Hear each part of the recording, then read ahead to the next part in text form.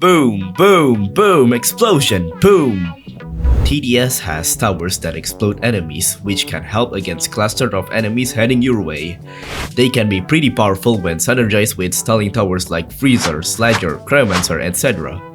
They help by holding multiple enemies in one place and let the explosion tower hit more enemies. But there's a lot of explosive capable towers in TDS, but I won't be counting all of them. I will not count towers whose primarily not meant for crowd control, like Ace Pilot and Pursuit. Only those who are meant to be mainly used for crowd control will be counted. However, I feel like it is fair to make Trapper a special case here because its landmine can make Trapper a capable crowd control, since the explosion does boast a lot of AoE damage when stacked up. So it actually does a pretty good damage against hordes of enemies. So which of these explosion towers gets to take the cake? I'm gonna rank these towers based on how good they are at dealing with crowds compared to others. But before that, I wanna ask if you have a potato-powered phone. If yes, then I wanna tell you that this channel is finally getting its first sponsorship by UGPhone. It is a cloud phone gaming service that allows you to play Roblox at a higher frame rate when your phone can handle such unoptimized games like TDS, especially with how explosion effects are pretty resource demanding on your phone. That is why the service being offered by this video sponsor can be a solution for you to play TDS on your low-end phone.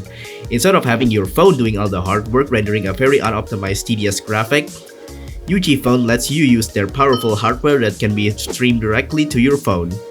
This is a more cost-effective solution if you really need to play any demanding game in Roblox.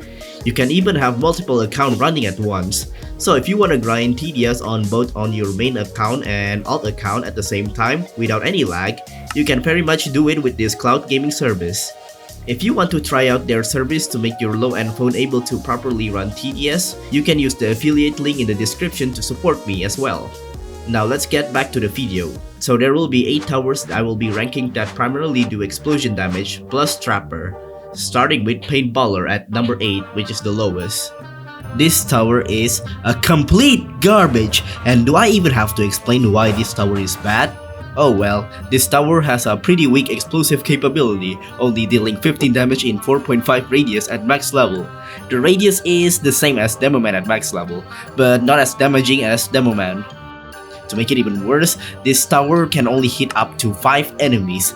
This is a beginner tower after all, so it would make sense that it's not very powerful, but it should at least have a niche use. The only pros to this tower is that it's only a pretty good early game tower, but for the mid game, yeah, it is not good at all. This is why you should skip this tower as a beginner, because you would contribute more by spamming Sniper, which is great against stronger bosses unlike Paintballer. It is not a reliable splash tower for beginners overall. But while it does perform good early game, you can also do the same with Sniper and Scout. It doesn't really matter much if it's only good for just doing early game, when Sniper can help with both early game and mid game. I only say it's complete garbage because it is obsolete compared to other beginners towers, so you don't really need it in the first place for any specific use cases, especially not with dealing with stronger crowds. Maybe one niche use that could be added is that it should remove hidden status from the enemy that is hidden. It would make sense because the paintball would splatter around the enemy, so the enemy would be able to be seen by all towers. Maybe that could work for a beginner hidden defense tower. But either way, it's a beginner tower, so you can't expect too much from it doing splash damage to crowds. Number 7 will be Demoman, which is actually a bit more useful early game and mid game than Paintballer, capable of dishing out a somewhat good splash damage for a beginner player. If you have Freezer, then you can combine the styling of Freezer and the explosive capability of Demoman to explode enemies like breakers or weak spappy enemies. The level 0, 1, and 2 of this tower is somewhat cost-effective level for the early game. But the level 3 and level 4 is where it makes this tower somewhat capable for mid-game defenses. Unfortunately, if you're going against hidden enemies like Fallen Soul, Demoman is unable to finish them off at all because it doesn't even have hidden detection. Even then, I don't think you should buy Demoman at all. Just like Paintballer, this tower has no niche use, so you better off skip this and just get a better explosion tower in the intermediate category like Rocketeer. So far, I have talked about 2 explosion towers that are absolute garbage, and I only choose which one is better than the other, so let's go to the next tower in the list. Number 6 is Hallow Punk. It's an event tower from the Hexscape event. This silly goober is actually leaning more to support than an explosion damage tower. It can knock back enemies like Brawler, and also burn enemies at max level. This tower has only 4 levels, and all levels are pretty cost effective, especially level 1 and level 3. Just like Demoman, it's a good early game and mid game, but eventually it will struggle against the stronger enemies. But unlike Demoman, this silly goober has a utility against them, which is knocking them back, which makes it slightly stronger than Demoman because of its utility. It would do great against weak enemies, but again, just like Demoman, it doesn't have hidden detection, so you can't rely on her too much. Her utility doesn't do too much in comparison to something like Freezer. Also, this silly goober for some reason only has 12 placement limit, which doesn't really make sense considering the potential of this goober isn't too powerful. There's really not much you can do with her. It is still the same as Demoman and Paintballer. They 3 don't do too much significant damage to be meaningful against stronger hordes in the late game. So now, we're gonna enter the stronger explosion tower territories. Number 5 is Jester. It is from the Lunar Overture event, aka the worst TDS event ever. It throws special bombs at enemies with their own special effects. For example, Fire Bomb, which is the most AoE focused bomb, can burn enemies. But this is the only non-utility bomb.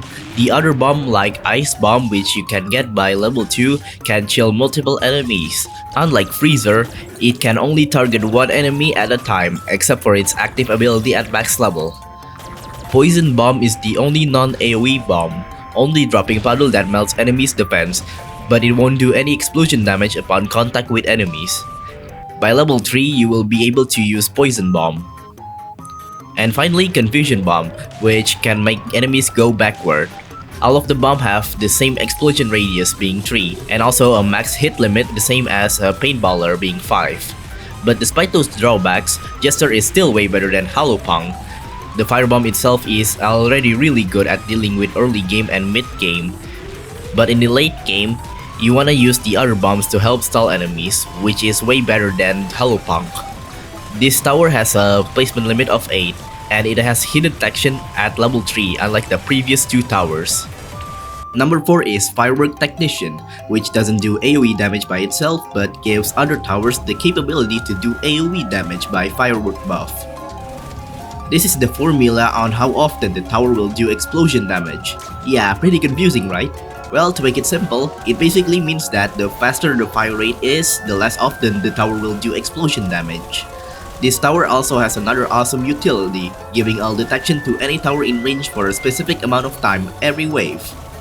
The duration only gets increased every level. Having a firework technician could be helpful in public matchmaking where sometimes someone forgets to bring hidden detection. Just plop one down near any available tower and you should be good to go. This tower DPS output really depends on how lucky you are, so you're somewhat reliant on RNG. The explosion also applies a burn effect to the enemy for a little more damage.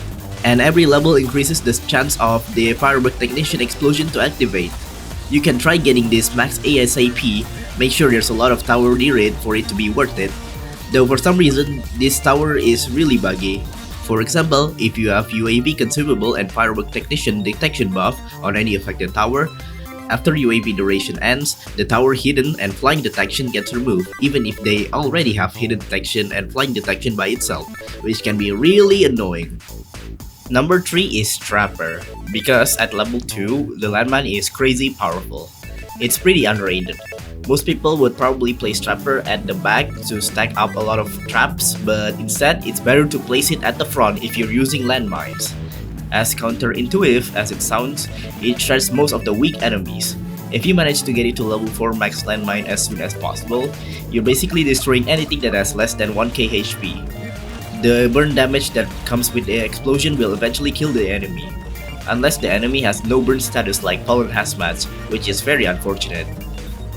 Anyways, these landmines being placed at the front lets your other tower, especially Ranger, be able to focus doing more damage to the higher HP enemies, rather than wasting their bullets on weak enemies.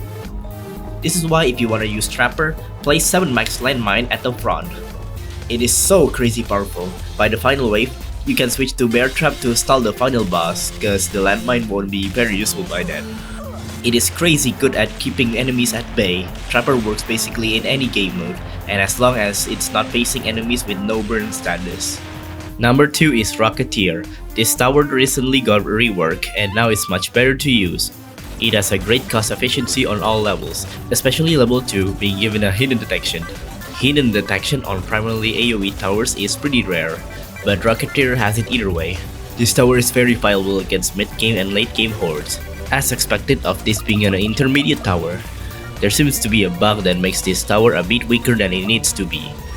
It has damage drop-off when doing explosion damage to enemies, which isn't intended, but despite this drawback, Rocketeer is still capable AoE tower. But them fixing this would make Rocketeer much better to use. Rocketeer can work in early game, and you could even try getting level 2 to kill hiddens. Max level has a unique mechanic where it launches projectiles that are inaccurate, but again, because of the damage drop-off bug, it doesn't do as much as you should be expecting. But either way, it's good enough without it. But hopefully, eventually that bug will get fixed. And finally, number 1, Mortar, the absolute unit. This is currently the best AoE tower there is, being able to decimate any tanky crowds. It is capable of somewhat defending early game, mostly at slow enemies like heavies. But then again, there is an issue with no hidden detection. Mortar has a pretty high range as expected of a cliff tower, and also it does a significant AoE damage with a significant explosion radius starting from level 4. Getting level 4 Mortar is a major boost in power when it comes to AoE, which is why if you're gonna play Mortar, try getting level 4 as soon as possible, and it will carry the mid game unless there is hiddens. Mortar have a unique ability called Cluster Bomb at level 4, which is a contributing factor to why this tower is really good. Max Mortar only enhances its power even more, so it can deal with even more tanky crowds, and especially those pesky breaker 4s. It is very satisfying. Mortar has only gotten this good recently, but it was too good so it was nerfed a little bit.